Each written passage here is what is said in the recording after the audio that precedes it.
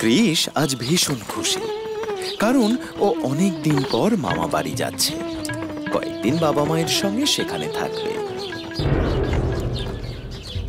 এদিকে কৃষ যে গোবিন্দপুরে নেই, বল্লাল সে কথা জানে না। ও এখনো এলো না কেন? এত দেরি হওয়ার তো কথা নয়। কার জন্য অপেক্ষা করছো গো ওস্তাদ? হাক্কার। হাক্কা? সে আবার কে?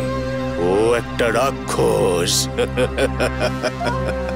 পেট ভরা খাবার না পেলে যাকে সামনে পায় তাকেই খেয়ে নেয়। তাই এবার ওকে গোবিন্দপুরে পাঠাবো আমি। কৃষের মৃত্যুর কারণ হবে ও। কিন্তু ওর একটা সমস্যা আছে। ও যখন তখন গভীর ঘুমে ঘুমিয়ে পড়ে। আমি এসে গেছি ওস্তাদ, কি আদেশ আমার জন্য? এসো এসো, তোমার জন্যই তো অপেক্ষা করছিলাম। এখন আমার খাওয়ার সময়, আমায় ডাকলেন কেন? সেই ব্যবস্থা করব বলেই তো তোমাকে ডাকা। যাও, তুমি এবার গোবিন্দপুরে যাও।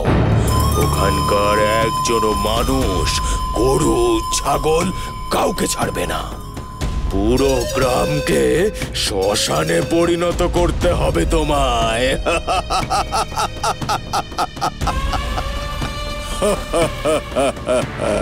এ তো দারুণ ব্যাপার। আপনি কিচ্ছু চিন্তা করবেন না, আমি কাউকে ছাড়বো না। সবাইকে আমার পেটে পুরে নেব।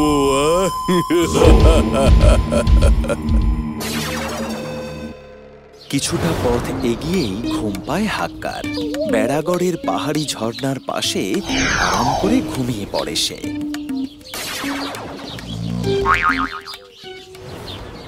কৃষ না থাকলে সময় যেন কাটতেই চায় না। সত্যি আমারও ভালো লাগছে না। বলাই দাদা, জিলিপি খেতে যাবে? না রে, ইচ্ছে নেই। নদীর পাড়ে হাঁটতে যাবি? নদীর পাড়ে গেলে কৃষ দাদার কথা আরো মনে পড়বে। না, যাবো না।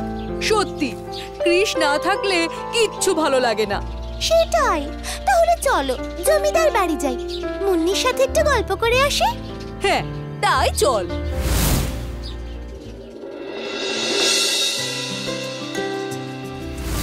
মুন্নি, কি করছো? আরে তোমরা এখানে এসো এসো। কৃষ আসেনি? ও মামার বাড়ি গেছে কদিনের জন্য। আমাদের একা একা ভালো লাগছিল না, তাই তোমার কাছে এলাম। খুব ভালো করেছো, আমিও একা একাই ছিলাম। কৃষ দাদা যেমন ঘুরতে গেছে, আমারও ঘুরতে যেতে ইচ্ছে করছে। সত্যি অনেক দিন কোথাও ঘুরতে যাইনি, বাবার সময়ই হয় না। সবাই মিলে একসাথে ঘুরতে গেলে অনেক মজা হতো, তাই না?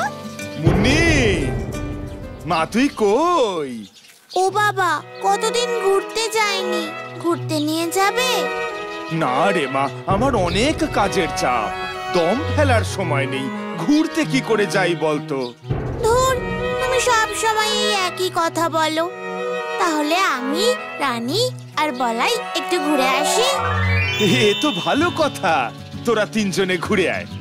জানিস, পাশের গ্রামের ঝিল পেরোলে একটা খুব সুন্দর পাহাড় আর ঝর্ণা আছে। কালকে তোরা সবাই মিলে সেখান থেকে ঘুরে আয়। অপূর্ব সুন্দর জায়গা বেড়াগড়। বেড়াগড়? কি মজা, কি মজা! তাহলে কাল সকাল সকাল বেরিয়ে পড়বো। কি মজা!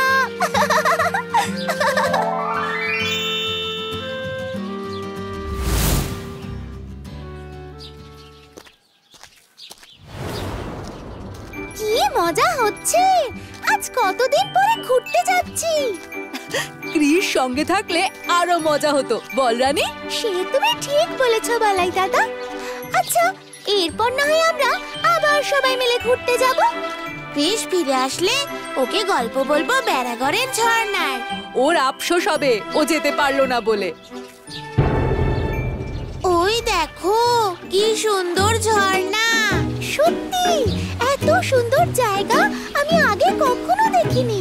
ঠিক যেন হাতে আঁকা ছবি। জলে নামবে? না না, পাথরে খুব শ্যাওলা, পা দিলেই হড়কে যাব। তাহলে চলো আমরা আশপাশটা ঘুরে দেখি।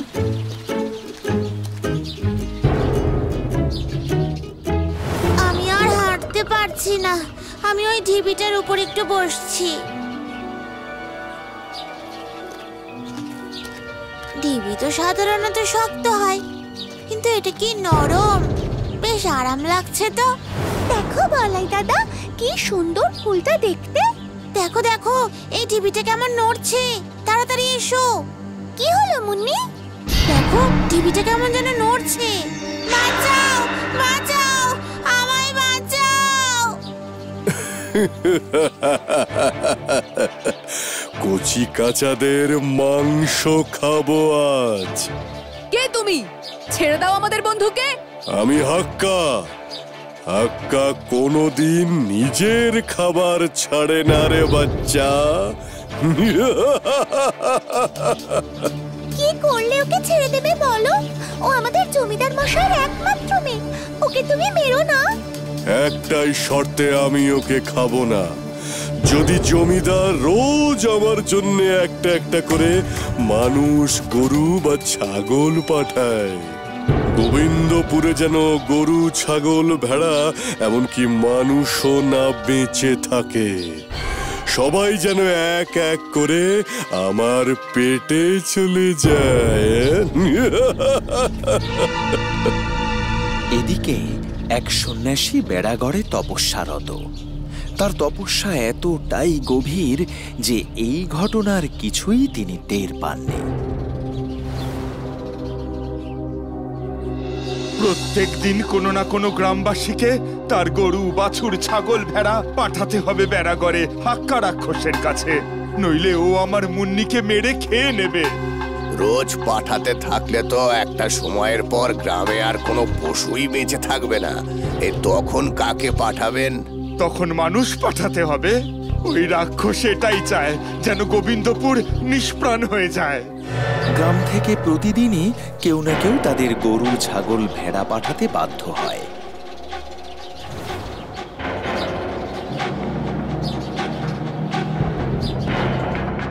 এইভাবে দুদিন কেটে যায়।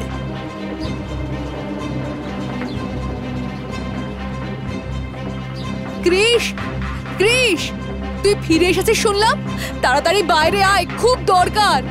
আরে জমিদার মশাই, আপনি এখানে? কি হয়েছে? আপনাদের দুজনকে এরকম বিধ্বস্ত লাগছে কেন? সর্বনাশ হয়ে গেছে বাবা, আমার মুন্নিকে রাক্ষস ধরে রেখেছে। ওর প্রাণের বদলে রোজ একটা করে গরু, ছাগল, ভেড়া পাঠাতে হচ্ছে। কিছু একটা কর, নইলে এইভাবে চলতে থাকলে এবার মানুষ পাঠাতে হবে। জমিদার মশাই, আপনি একটু শান্ত হন। বলাই, তুই একটু বুঝিয়ে বল তো পুরোটা। তুই যখন মামার বাড়ি গিয়েছিলিস, আমি ওই ঢিবিটার উপর একটু বসছি। দেখো দেখো, এই ঢিবিটা কেমন নড়ছে। কি হলো মুন্নি? বাঁচাও বাঁচাও। কচি কাঁচাদের মাংস খাবো আজ। কে তুমি? আমি হাক্কা। কি করলে ওকে ছেড়ে দেবে বলো? যদি জমিদার রোজ আমার জন্য একটা একটা করে মানুষ, গরু বা ছাগল পাঠায়। আপনি চিন্তা করবেন না জমিদার মশাই, মুন্নিকে সাথে নিয়ে তবেই ফিরব।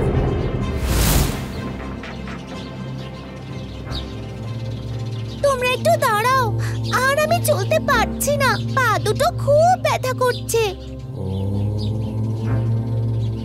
এখানে মনে হয় রাক্ষস আছে। এ কোনো রাক্ষসের শব্দ নয় রে, অন্য কিছুর শব্দ। এই জনমানবহীন জায়গায় রাক্ষস ছাড়া আর কে থাকবে? মুন্নিকে যে রাক্ষসটা ধরেছে, মনে হয় সেই রাক্ষসটা এখানে লুকিয়ে আছে। না রে, এ কোনো ঐশ্বরিক শক্তির আভাস পাওয়া যাচ্ছে। কেউ মনে হয় গভীর তপস্যায় মগ্ন। আপনি যেই হন না কেন, আমাদের সামনে প্রকট হন। আমরা আপনার সাহায্য প্রার্থী। আমাদের খুব বিপদ, রাক্ষস হাক্কার হাত থেকে আমাদের বাঁচান। কারা তোমরা, আর আমার তপস্যা ভঙ্গ করলে কেন? আমাদের বন্ধু মুন্নি হাক্কা রাক্ষসের হাতে বন্দী। হাক্কা বলেছে রোজ গ্রামের নিরীহ পশুগুলোকে পাঠাতে হবে ওর খাওয়ার জন্য। যেদিন কেউ আসবে না, সেদিন মুন্নিকে মেরে খেয়ে ফেলবে। আমরা ওকে উদ্ধারের জন্য চাচ্ছি, আপনি আশীর্বাদ করুন। শয়তান হাক্কাকে সহজে পরাস্ত করা যাবে না। ওর নাভিতে প্রাণ ভ্রমর আছে। আমি তোমাদের একটা তীর দেব, সেই তীর একবারের চেষ্টায় ওর নাভিতে লাগলে তবেই ওকে শেষ করতে পারবে। এই নাও, তোমাদের জয় হোক। আজ এত দেরি হয়ে গেল? হ্যাঁ, কই খাবার তো এলো না এখনো। আজ তাহলে ওই বাচ্চা মেয়েটাকেই খাবো আমি। তোমার পায়ে পড়ি, আমায় মেরো না। বলেছিলাম না, রোজ সময় মতন আমার খাবার চাই, আর যেদিন তার অন্যথা হবে সেদিন তোকেই খাবো আমি। খবরদার হাক্কা, দাঁড়াও বলছি। কৃষ, বাঁচাও আমায়। ও, তাহলে তুই হলি সেই কৃষ। তোর জন্যই তো আমার এখানে আসা। যাক, আজ তোকেও একসাথেই মুখে পুরে নেব আমি। মুন্নিকে ছেড়ে দাও বলছি। লড়তে হলে আমার সাথে লড়াই করো, তোর অন্তিম সময় আসন্ন।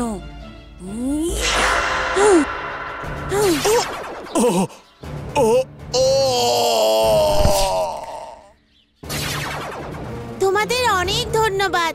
আজ সময় মতো তোমরা না এলে ওই রাক্ষস আমায় খেয়ে ফেলতো। চলো, এখন আমাদের গ্রামে ফিরতে হবে। তোমাকে সাথে নিয়ে ফিরবো। জমিদার মশাইকে কথা দিয়ে এসেছি। তাই চলো, কতদিন বাবা মাকে দেখিনি। তোর অসীম সাহস বাবা কৃষ। তুই না থাকলে ওই রাক্ষসের হাতে মরেই যেত আমার মেয়েটা। আজ তোর জন্য ওকে আবার নতুন করে ফিরে পেলাম।